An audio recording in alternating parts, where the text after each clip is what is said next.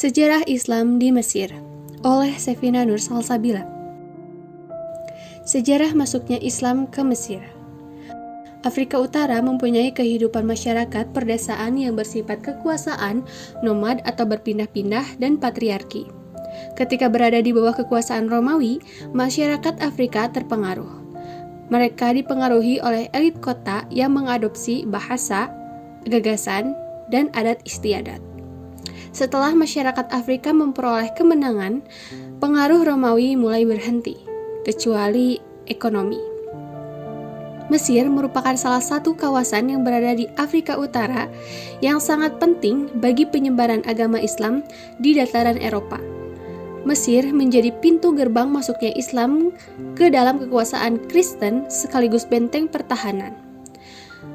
Istilah Mesir pada saat itu diambil dari seseorang bernama Mishar ibnu Mishrayim ibnu Ham ibnu Nur alaihi salam. Mesir memiliki hubungan yang baik dengan Rasulullah. Bahkan, Rasul mempunyai istri bernama Maria Al-Qibtiyah, seorang yang berasal dari Mesir, hingga mempunyai anak bernama Ibrahim. Meskipun mempunyai hubungan yang baik, Mesir baru menjadi kota Islam sejak masa Khalifah Umar bin Khattab menjabat. Mesir dapat ditaklukkan oleh pimpinan Amr ibnu As radhiyallahu an dengan dikuasainya Iskandariyah pada tahun 641 Masehi. Dalam penaklukan tersebut, kaum muslimin tidak ada pilihan lain kecuali menaklukkan Mesir setelah berhasil menaklukkan Syuriah dan Palestina. Untuk menstabilkan wilayah kaum muslim agar tidak terganggu oleh Romawi. Hal lainnya, karena dapat penindasan agama di Mesir oleh Heraklius, penguasa Romawi. Setelah itu, Islam semakin jaya dan menaklukkan kota-kota lain yang ada di Mesir. Jejak peradaban di Mesir atau Aigep. Dinasti pertama yang berada di Mesir yakni dinasti Tulun, yang didirikan oleh Ahmad ibnu Tulun pada 868 Masehi. Ayahnya adalah seorang budak belian dari Turki, yakni Tahir ibnu Husain. Ia dikirim kepada Khalifah Al-Makmum sebagai hadiah karena memiliki ketangkasan dan profesional dalam militer. Tulun langsung diangkat menjadi Rais Al-Hars atau kepala pengawal istana. Setelah lama menjabat, ia dapat kepercayaan untuk menjadi wali di daerah Mesir dan Libya. Kemudian, ia memutuskan hubungannya dengan Baghdad secara terang-terangan di mimbar pada hari Jumat. Ia menggantikan ucapan pujian kepada Khalifah dengan pujian kepada Ahmad ibnu Tulun sebagai dirinya sendiri untuk menjadi Raja Mesir. Akhirnya, dikirim pasukan untuk memeranginya, akan tetapi gagal. Tahun 868 Masehi, ia memproklamirkan berdirinya dinasti Tulunia. Setelah beliau wafat, terdapat 4 pengganti setelahnya. Namun, para pengganti Ibnu Tulun tidak ada yang sekuat dia, sehingga dinasti ini mengalami kemunduran.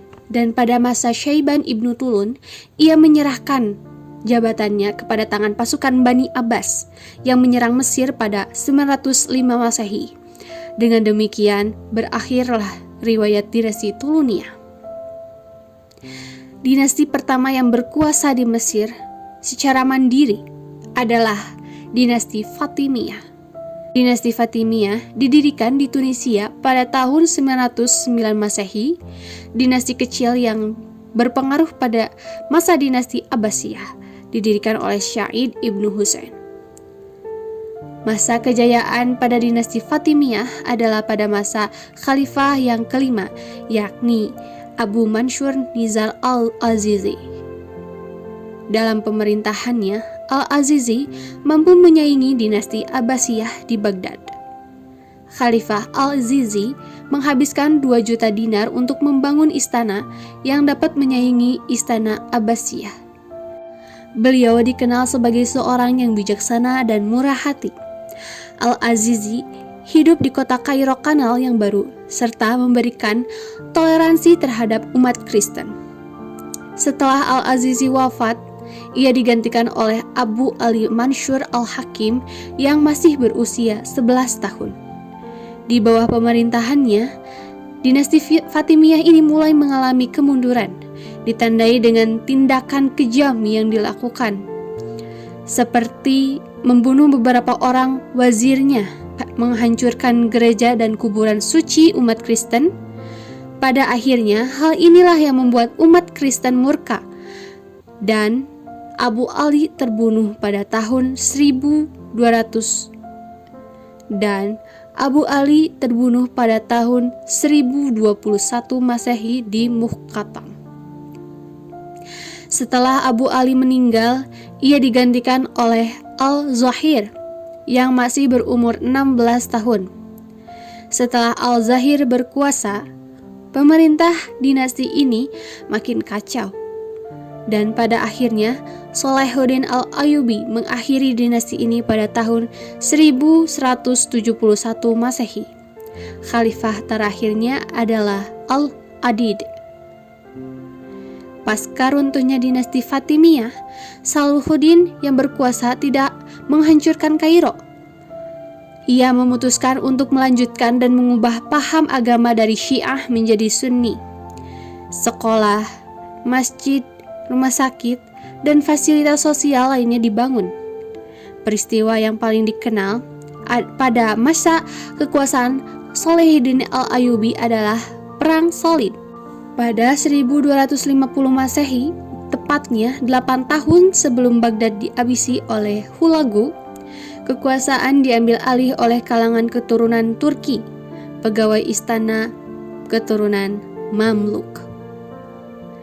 Dinasti Mamluk atau Mamalik yang berarti budak didirikan oleh kaum budak yang merupakan tawanan dari dinasti Ayyubiyah yang dididik secara militer.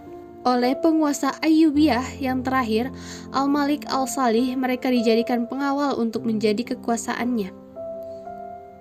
Wilayah kekuasaan berada di Mesir, Syam, Irak, dan India.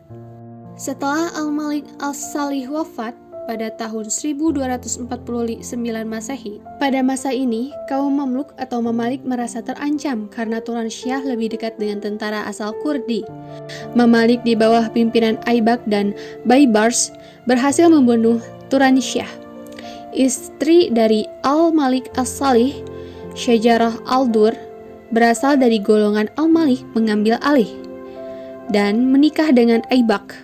Namun kemudian Aibak membunuhnya dan mengambil alih kekuasaan secara penuh. Ketika itu, dinasti Mamluk mulai mengambil alih.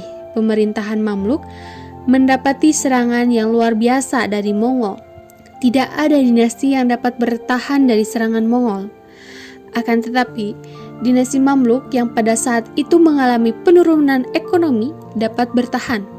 Mereka bahkan mampu mengusir semua pasukan salib dari negeri Islam di kawasan timur dan menghadang serangan bangsa Portugis yang kemudian dilanjutkan oleh pemerintahan Utsmani. Akhir dari pemerintahan Mamluk terjadi pada tahun 1517 Masehi, di mana dinasti ini dapat ditaklukkan oleh pemerintahan asal Turki Utsmani. Hal ini ditandai dengan terbunuhnya Sultan Tumanbay. Dengan demikian, berakhir pula kekuasaan Mamluk di Mesir. Pada masa Utsmani, wilayah Mesir tetap dikuasai oleh garis keturunan Mamluk, hanya saja tetap tunduk pada pemerintahan Turki. Terdapat penyerangan pasukan Prancis ke Mesir di bawah pimpinan Napoleon Bonaparte yang menyebabkan Mesir jatuh ke tangan orang-orang Prancis. Namun, Napoleon kembali ke tanah asalnya pada tahun 1216 Masehi. Merasa terbelakangi dibandingkan dengan negara Eropa, akhirnya Muhammad Ali berupaya menjadikan Mesir menjadi negara yang modern, mengikuti kemajuan Eropa. Maka, pada masa kekuasaannya terdapat kemajuan yang lebih besar di bidang industri, sekolah, ekonomi, pendidikan, dan pertanian. Pada masa Al-Khudaywi Taufik, Prancis dan Inggris mulai ikut campur dalam seluruh aspek yang ada di Mesir.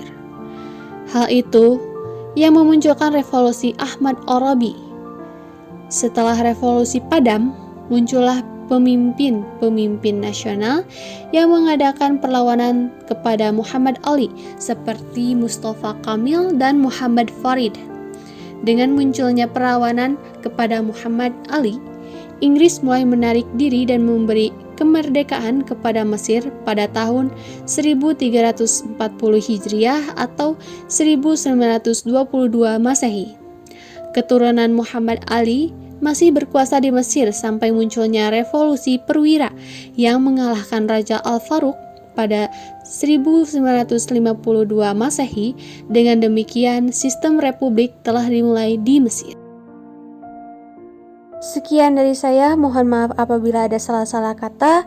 Wabillahi taufik wal hidayah. Wassalamualaikum warahmatullahi wabarakatuh. Sampai jumpa di video selanjutnya.